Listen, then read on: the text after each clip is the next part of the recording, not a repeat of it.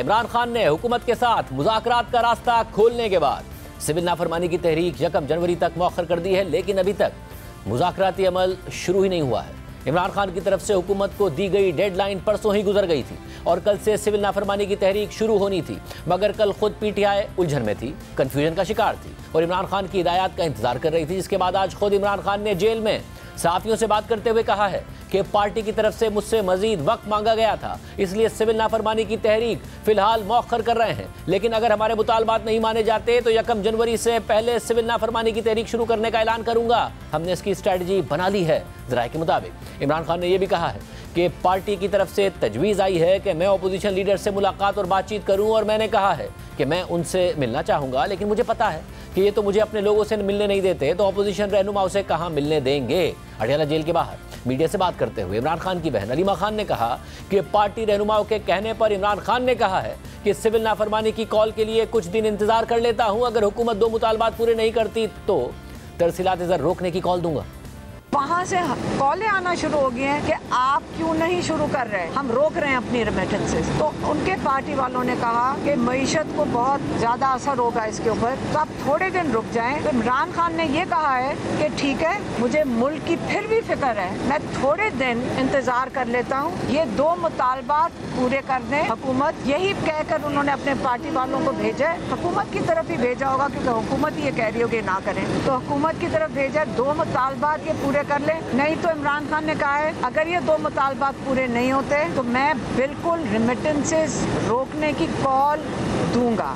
बीचों के एहतजाज में नाकामी के बाद तहरीक इंसाफ और इमरान खान का हुकूमत के हवाले से मुख्तलिफ रवैया सामने आ रहा है। पीटीआई पहली दफ़ा हुकूमत से बात करने के लिए आमादा है, क़यादत के लहजे में नरमी नजर आ रही है, बार बार मुज़ाकरात की ख्वाहिश का इजहार किया जा रहा है। डेडलाइन गुजरने के बावजूद अपनी धमकी पर अमल नहीं किया गया, यहाँ तक कि इस बार मुज़ाकरात के लिए पीटीआई के मुतालबात भी वो नहीं है जिस पर पीटीआई इतने अरसे तक बज़िद थी। इमरान खान ने जो 2 मुतालबात सामने रखे हैं उसमें 9 मई और 26 नवंबर के वाक़यात की जुडिशल इंक्वायरी और सियासी कैदियों की रिहाई के मुतालबात हैं, मगर मैंडेट की वापसी और इंतखाबी धांधली की तहकीकात जैसे सख्त मुतालबात सामने ही नहीं रखे गए। आज कौमी असम्बली का इजलास भी मुज़ाकरात के मौजू के गिर्द घूमता नजर आया।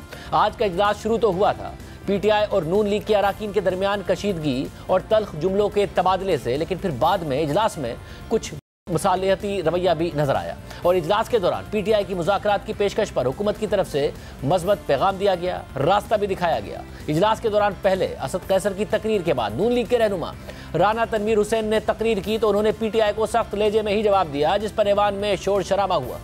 एमएनएस चुपते हैं, उसको जबरदस्ती की जाती है और उसको कहा जाता है कि तुमने इस्तीफा देने हैं। उसकी खुद प्रोटेक्शन की जरूरत है और किससे प्रोटेक्शन की जरूरत है?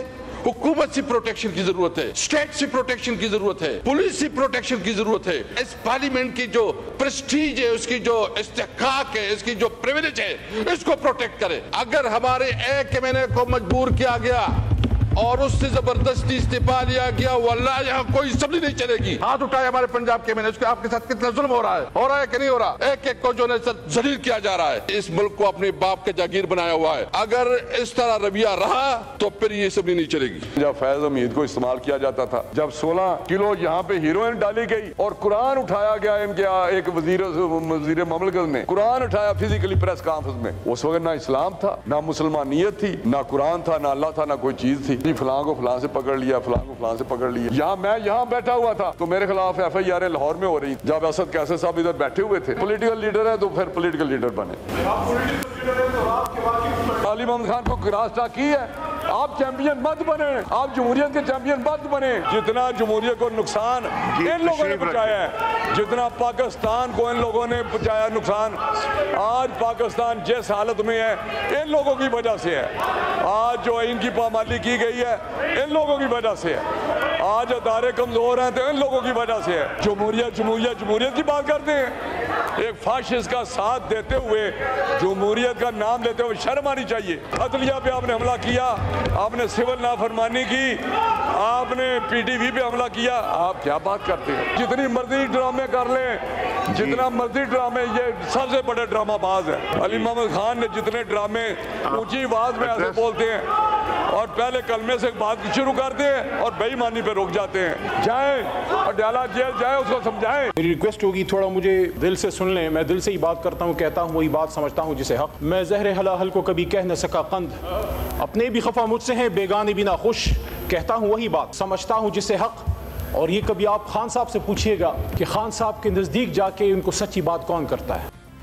असेंबली में तल्ख जुमलों के तबादले के बाद शेर अब्दुल मरबत ने तकरीर करते हुए कहा कि हमारे बीच बात करने के लिए फरिश्ते तो नहीं आएंगे।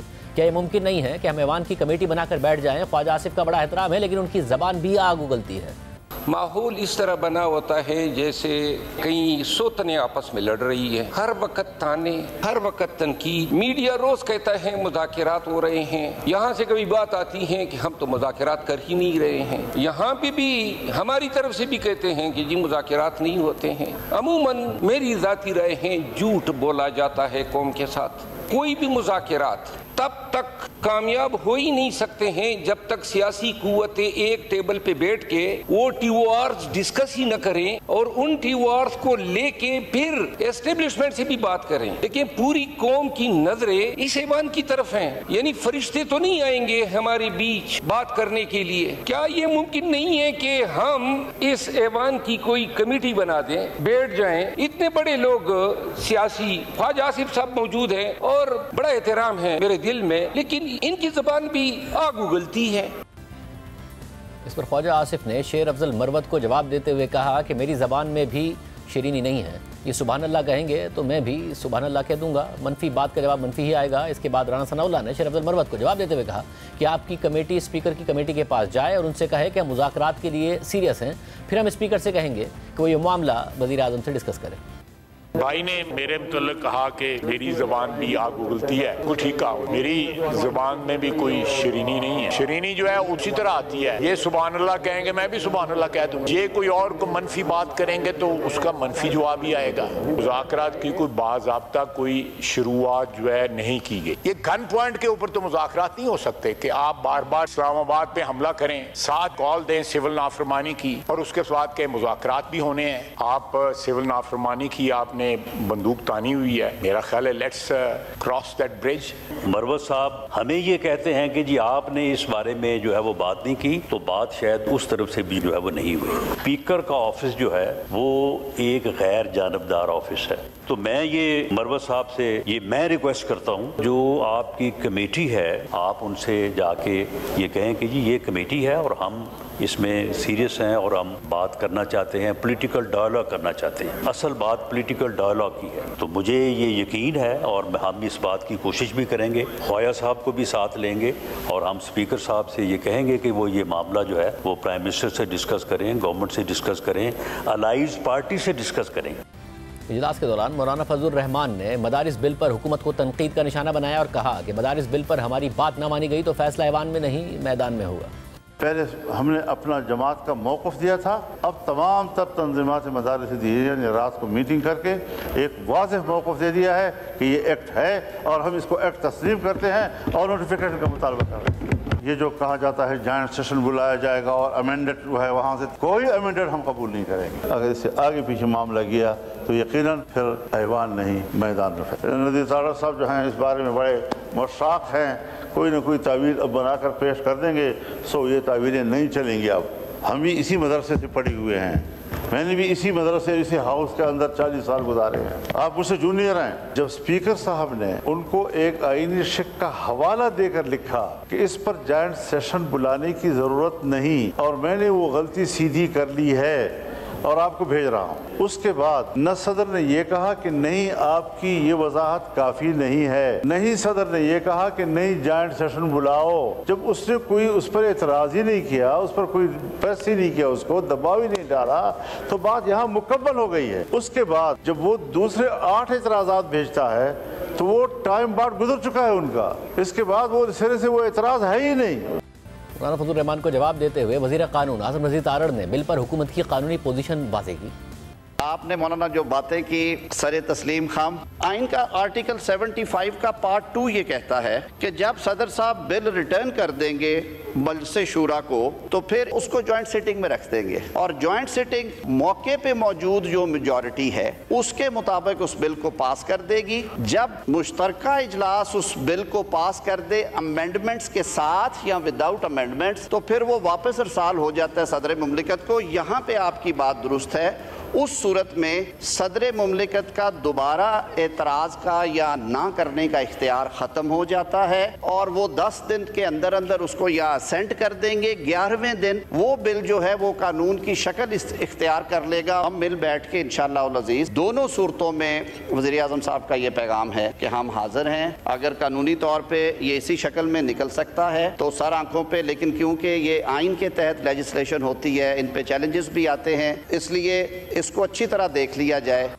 मगर मौलाना फजल रहमान वज़ीर कानून की इस एक्सप्लेनेशन से मुतमईन नहीं हुए और अपनी बात पर कायम रहे। कौमी असम्बली का यह अहम इजलास था जिसमें मुज़ाकरात पर तफसीली गुफ्तगू भी की गई। साथ ही कल शेर अफजल मरवत ने हमारे प्रोग्राम में दावा किया था कि 26 नवंबर के वाक़यात के बाद इस्टेब्लिशमेंट को एहसास हुआ है कि PTI के साथ कुछ ज़्यादा ही ज़्यादती हो गई है, इसलिए उन्होंने मदावे के लिए कुछ इक़दाम लेना शुरू किए। मगर नून लीग कोशिश कर रही है कि हमारे मुज़ाकरात आगे ना बढ़ें।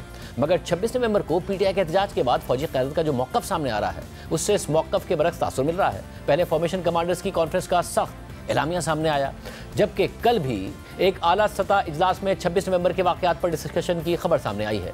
सैयद इरफान रज़ा की खबर के मुताबिक कल वज़ीर आज़म शहबाज शरीफ और army chief general Asim Munir की अहम सिक्योरिटी खदशात पर मीटिंग हुई है, जिसमें PTI के इस्लामाबाद में हालिया एहतजाज का मामला भी शामिल था। खबर के मुताबिक हुकूमत ने तो मीडिया के साथ इस मीटिंग की तफसीलात शेयर नहीं की, लेकिन इस मीटिंग से आगाह एक ज़राए ने बताया कि मीटिंग में डी चौक एहतजाज पर बात की गई और इस अज़म का इजहार किया गया कि वायलेंस और कानून नाफिज करने वाले अहलकारों के कत्ल में मुलव्विस किसी भी शख्स को नहीं छोड़ा जाएगा। साथ ही यह फैसला किया गया कि सिक्योरिटी एहलकारों को कत्ल करने वालों और रियासती प्रॉपर्टी को तबाह करने वालों के साथ नरमी नहीं बरती जाएगी। खबर के मुताबिक मीटिंग में आला सिक्योरिटी ऑफिशल्स ने भी शिरकत की, जिसमें दहशतगर्दी में इजाफा, खासतौर पर खैबर पख्तूनख्वा और बलूचिस्तान की सूरत हाल पर भी बात की गई। इसके अलावा हुकूमत की तरफ से इमरान खान को रिहा न करने की सूरत में वज़ीर आला खैबर पख्तूनख्वा अमीन गंडापुर की तरफ से इस्लामाबाद की तरफ एक और एहतजाजी मार्च की धमकी का भी मीटिंग में जायजा लिया गया। दूसरी जानिब इमरान खान और बुशरा बीबी के खिलाफ 190 मिलियन पाउंड केस इख्तिताम की तरफ बढ़ रहा है। आज नैब के वकील ने हतमी दलाइल मुकम्मल कर लिए हैं और अब कल से इमरान खान और बुशरा बीबी के वकला की जानिब से